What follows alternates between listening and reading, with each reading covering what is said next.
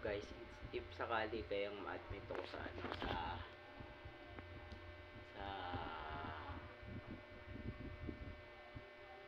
blank center, may magbabantay kaya sa akin, may magsasayang kaya ng oras na na concern sa akin. Feeling ko wala. Puta nga, wala eh. Hindi mo naman masisisi, mahirap ang buhay ngayon, di ba? Kasi may mga hindi ako nabayaran, kaya wala na silang tiwala. Kasi 550 lang ako ngayon guys eh.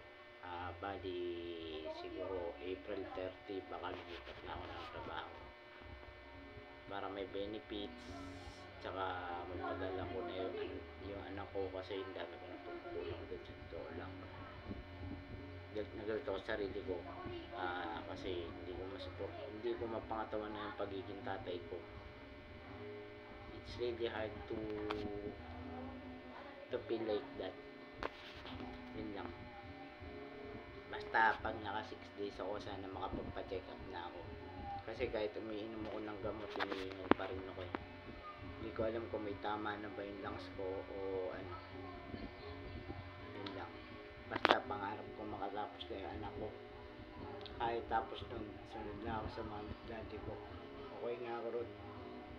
Kahit di na ako makapag-asawa.